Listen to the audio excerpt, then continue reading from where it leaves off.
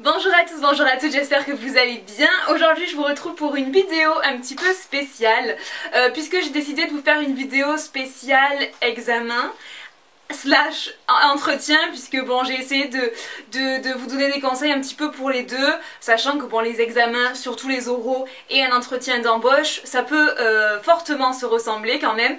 Donc du coup j'ai décidé de vous faire un Get Ready With Me avec un maquillage assez naturel, c'est-à-dire vraiment quelque chose qui met en valeur quand même les yeux, etc., mais qui reste vraiment soft, parce que je pense que pour ce genre d'événement il vaut mieux rester soft. Et j'ai décidé aussi de vous donner quelques petits conseils avant pour ceux qui passent des examens en ce moment. Je sais que pour certains diplômes les épreuves sont déjà passées, mais peut-être qu'il vous reste les oraux, donc peut-être que ça va pouvoir vous aider, histoire de vous rassurer et que vous dédramatisiez un petit peu cette situation que j'ai vécue. Et donc du coup je me suis dit peut-être qu'avec moi, ce que j'ai vécu, mon expérience personnelle, peut-être que c'est bien parfois d'entendre certains mots, de se sentir un petit peu rassuré.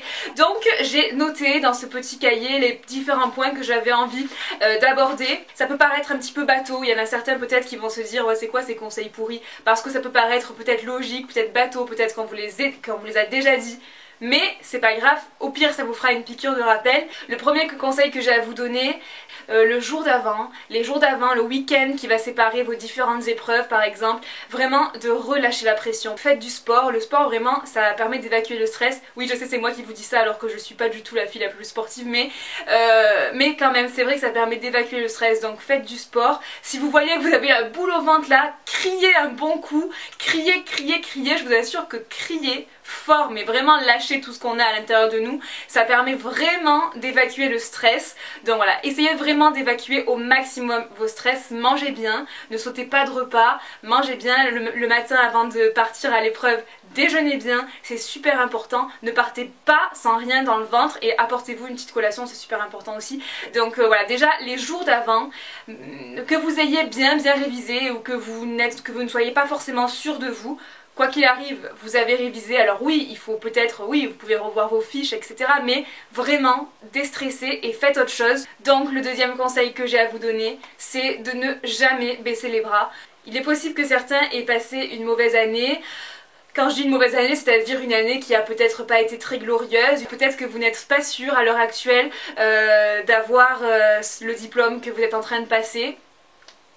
Mais voilà, moi j'avais envie de vous parler de ça parce que quand j'ai passé le bac, j'avais passé 2 ans, j'ai passé un bac S et j'avais passé 2 ans où vraiment c'était le nez, enfin c'est-à-dire que vraiment je sais pas ce qui m'arrivait, je sais pas j'ai eu ma petite période de rébellion, je sais pas, mais je faisais vraiment plus rien.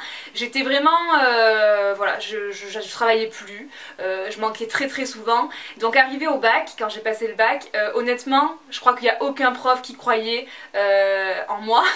Je pense que tout le monde pensait que j'allais le rater et non, voilà, je ne l'ai pas raté. Rien n'est impossible dans la vie. Alors je vous dis pas que vous avez rien foutu de l'année, c'est pas grave, vous allez quand même l'avoir. Je suis pas là pour vous donner de fausses idées, mais juste il y a des personnes pour qui c'est vraiment pas perdu. Même le fait de ne pas forcément avoir travaillé toute l'année, si vous avez des facilités par-ci et par-là, vraiment ne partez pas vaincu. Ne croyez pas que parce que vous avez raté une épreuve tout est raté. Vraiment ne lâchez pas l'affaire.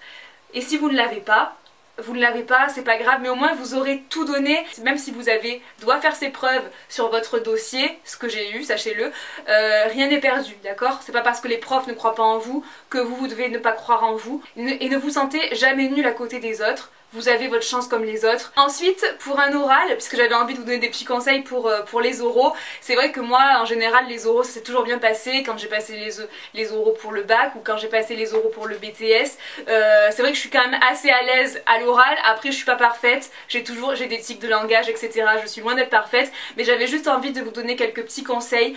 Certes, il y a bien sûr le fond de ce que vous racontez, mais il y a aussi l'apparence qui compte, la façon d'être. Quelqu'un qui est beaucoup plus à l'aise, quelqu'un qui va paraître voilà, moins stressé. C'est possible que, selon le jury que vous avez en face de vous, c'est possible que vous gagniez quelques points. Alors je dis pas que vous avez gagné 5 points, mais c'est possible que vous gagnez 1 ou 2 points en plus et c'est pas négligeable. Donc oui, là, les oraux, entretien d'embauche, pour moi c'est à peu près la même chose, à quelque chose près. Donc je vais vous donner à peu près les mêmes conseils. Le sourire, c'est super important. Je pense que c'est toujours plus agréable de voir quelqu'un qui sourit, qui est positif. Donc vraiment, Même si vous n'avez pas envie de sourire, souriez. Ce qui est important aussi, c'est le regard. C'est sûr que si vous arrivez devant votre jury ou devant, je sais pas, un employeur, que vous êtes comme ça, que vous avez peur de lui, que vous le regardez comme ça, genre qu'est-ce que tu vas faire, tu vas me bouffer. Non, en fait, faut jouer. Là, c'est peut-être le rôle de votre vie, mais vraiment, il faut paraître à l'aise. Le regard, il faut qu'il soit quand même assez confiant, vous voyez. Pas trop non plus, hein, regardez pas genre comme ça de haut, mais un regard normal comme je vous regarde là, regardez bien dans les yeux. Donc ça, le sourire, le regard, la voix aussi. Je sais que certains n'ont peut-être pas une voix qui porte, mais essayez vraiment, ne grondez pas non plus votre jury ou votre futur employeur, mais essayez quand même d'avoir une voix claire, de bien articuler. La gestuelle aussi est super importante. Si vous arrivez et que vous commencez à croiser les bras comme ça et que vous le regardez, bon je vais parler de ça, non, tous les signes comme ça, tous les gestes qui vous ferment en fait, donc les bras croisés ça vous ferme, les mains comme ça, c'est un signe que vous stressez. Essayez d'avoir les bras détendus, soit vous les mettez sur la table, je sais pas, soit vous les mettez où vous voulez, mais ne faites pas des gestes avec vos bras. Et le pire je crois que c'est croiser les bras. Ne croisez pas les bras, vraiment ça vous ferme et ça montre que vous êtes fermé et que vous n'avez pas envie en fait, que vous n'avez vraiment pas envie d'échanger. Après je vais pas vous faire un petit monologue sur préparez votre oral en 30 minutes, faites vos notes pour savoir ce que vous allez dire, etc. Parce que je pense que vos profs vous l'ont déjà dit, tout ça vous le savez déjà. Là vraiment, moi je suis vraiment basée sur l'apparence et sur le paraître. Après j'avais noté plus en détail pour l'entretien. Quand vous avez un entretien, il faut bien sûr montrer un petit peu votre personnalité. On va vous demander, en général, on demande toujours ça, on demande quelles sont vos qualités, quels sont vos défauts. Vos qualités en général, bon, vous devez peut-être les connaître, mais pour les défauts, n'allez pas vous dénigrer non plus. C'est sûr que si vous arrivez, que vous dites bon ben moi j'ai un défaut super, je suis feignant, je déteste travailler, je suis là, je sais pas pourquoi, c'est sûr que c'est pas le top quoi. Donc c'est vrai que pour les défauts, cherchez toujours des défauts qui peuvent vous servir. Voilà, bon, ne mentez pas non plus, mais je veux dire, voilà, par exemple, je sais pas, je suis peut-être trop perfectionniste, ça c'est un défaut qui n'est pas trop un défaut, donc ça passe. Ou alors, j'ai peut-être pas assez confiance en moi, j'y travaille. Ça c'est des défauts qui paraissent des petits défauts. N'allez pas sortir, je suis un serial killer et en fait je kiffe... je sais pas, j'allais dire des bêtises donc je vais pas les dire. N'allez pas dégoûter votre futur employeur alors qu'il ne vous connaît que depuis 5 minutes, ce serait dommage. En général, dans un entretien d'embauche, c'est souvent les mêmes questions. Tes qualités, tes défauts, pourquoi cette entreprise et pas une autre. Alors là, bien sûr, il faut vous préparer avant. Hein. Ensuite, pour ce qui est de l'apparence vestimentaire, l'apparence physique tout simplement, pour l'écrit, ça n'a vraiment pas d'importance. Après, ça va dépendre vraiment de la section dans laquelle vous êtes. Si vous passez un oral pour le bac, bien sûr que l'apparence physique, l'apparence vestimentaire aura moins d'importance que si vous passez un oral dans une section plutôt commerciale. C'est vrai, mais ça en général, je pense que vous le savez, on vous l'a appris. Et après, ce qui est des entretiens, c'est toujours pareil, ça dépend vraiment des métiers. Vous allez avoir un entretien pour travailler dans la banque, il va falloir être plus classique que si vous avez un entretien pour travailler dans la mode, dans la mode par exemple. Mais je pense que si vous passez un entretien pour travailler dans la mode, vous savez comment il va falloir vous habiller, vous savez qu'il va falloir montrer votre style et vous n'avez pas besoin du tout de cette vidéo pour ça. Donc là, on reste vraiment dans le côté classique, donc moi je pense que en règle générale il vaut mieux rester plutôt neutre, que ce soit au niveau des ongles. Alors moi j'ai des ongles très longs, je vous conseille quand même de les avoir plus courts que moi, de rester sur une couleur neutre si dans la mesure du possible. C'est peut-être pas la peine de sortir les ongles avec les smileys pour ce jour là. Au niveau du maquillage, pareil, de rester plutôt neutre. Là, c'est ce que je vous ai fait dans le Get Ready With Me, c'est-à-dire un maquillage assez discret, assez passe-partout, un maquillage de jour qui met quand même vos yeux en valeur. Et aussi pour la coiffure, alors moi là j'ai fait une coiffure hyper simple, j'ai juste attaché mes cheveux en queue de cheval, vous allez voir. Mais voilà, je pense que c'est pas la peine de sortir les gros chignons ici et là. Juste montrer que vous avez fait l'effort de vous coiffer. Après pour ce qui est de la tenue, en règle générale, vaut mieux rester aussi pareil assez neutre. Donc plutôt choisir des couleurs qui tournent dans le gris, aller à la limite, quelques touches de beige, du noir. Ça fait cliché, c'est classique au possible, mais vous ne savez pas sur qui vous allez tomber en fait. C'est possible que vous tombiez sur un jury qui n'en a rien à faire de ça, mais vous pouvez aussi tomber sur quelqu'un de plus pointilleux à ce niveau-là et qui va vraiment regarder tous les détails. Et c'est ça le problème, c'est que comme on sait jamais sur qui on va tomber, vaut mieux rester neutre. Voilà, donc là je pense que je vous ai tout dit. En tout cas, pour le dernier mot, j'avais vraiment envie de vous souhaiter bon courage à tous pendant ces examens-là. Là c'est le début du bac, donc j'espère que ça va aller. Je vous souhaite vraiment le meilleur possible. J'essaye de vous envoyer le plus d'ondes positives, mais voilà, le bac c'est pas le pire, c'est clair, mais moi comme je vous ai expliqué, vu dans la situation dans laquelle j'étais, honnêtement je ne le repasserai pour rien au monde. Faites le maximum, au moins vous n'aurez aucun regret, mais faites-le à fond. Et puis que ce soit pour n'importe quel autre diplôme après, peut-être que vous avez passé, que vous attendez des résultats ou je sais pas. En tout cas, je croise les doigts pour vous. Et puis voilà, donc je vous laisse regarder. Je commence par appliquer ma base de teint de chez NYX, c'est la Shine Killer. Si vous avez la peau mixte à grasse, je vous conseille vraiment d'utiliser une base de teint matifiante, puisqu'avec le stress parfois on a tendance à transpirer plus facilement. Donc bon, au moins ça permettra de vous garder mat plus longtemps, on va dire. Ensuite, je vais appliquer le fond de teint de chez Revlon Color Stay. C'est la teinte 340 et c'est le spécial peau mixte à grasse encore une fois, qui régule bien, je trouve, l'excès de sébum. C'est vraiment l'un de mes fonds de teint préférés, je pense que vous le savez, donc j'opte pour celui-ci.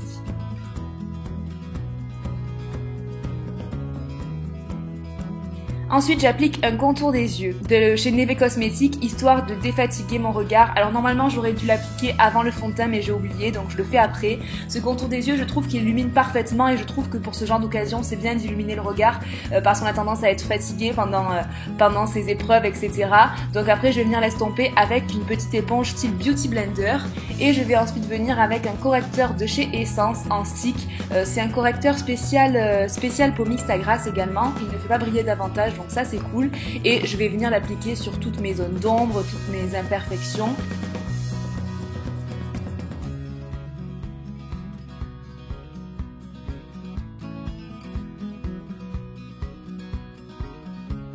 Je vais poudrer le dessous de mes yeux à l'aide de la poudre de chez Ben Nye en teinte puff et à l'aide d'un pinceau que j'avais acheté sur AliExpress. Et ensuite je vais utiliser la même poudre en fait pour le reste de mon visage, mais je vais l'appliquer à l'aide d'un pinceau poudre, histoire bien sûr que ça fasse le plus naturel possible, on va dire, puisque bon voilà, vaut mieux quand même rester sur du soft.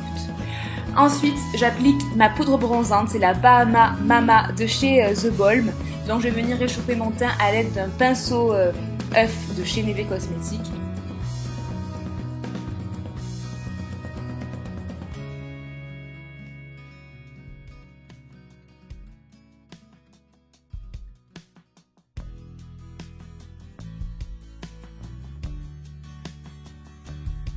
Je passe ensuite au blush, c'est super important pour se donner bonne mine, je trouve. Donc le blush, j'opte pour celui de chez Bis. Je vous mets sa teinte en barre d'infos puisque là je ne l'ai pas de suite. Et de toute façon, j'essaye de vous mettre les références des produits en barre d'infos. Ensuite, j'utilise le kit à sourcils de chez Too Faced, c'est le Brow Envy et j'utilise depuis pas longtemps mais je trouve cool.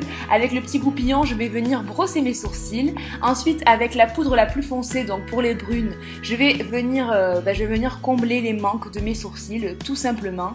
Et ensuite, je vais appliquer la cire qui fait partie du kit également pour fixer les sourcils. Et je vais terminer par appliquer l'highlighter du kit juste sous mon sourcil, histoire d'illuminer.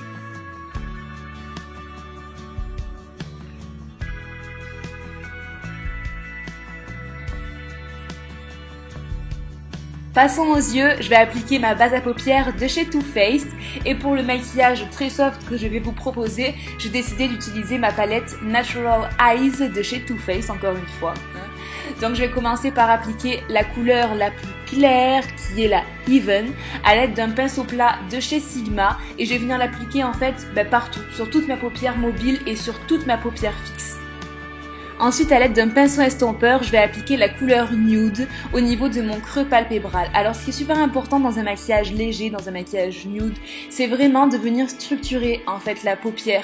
Donc, on va tout le temps venir faire une ombre au creux palpébral. C'est super important. Je trouve que c'est ce qui fait tout, franchement. Et je viens bien évidemment estomper. Donc, je fais des mouvements rotatifs vers le haut. Je vais ensuite attraper de la couleur Cashmere Bunny à l'aide d'un pinceau de chez Coastal Scent. Et en fait, je vais venir foncer un petit peu plus au niveau du creux de paupière, donc c'est une couleur légèrement plus foncée, donc ça va donner un petit peu plus de profondeur et ça va encore plus structurer la paupière, le regard, voilà. Ensuite, pour le coin interne, je vais un petit peu me lâcher et je vais appliquer de l'irisé à l'aide d'un petit pinceau, ce sera la couleur Silk Teddy.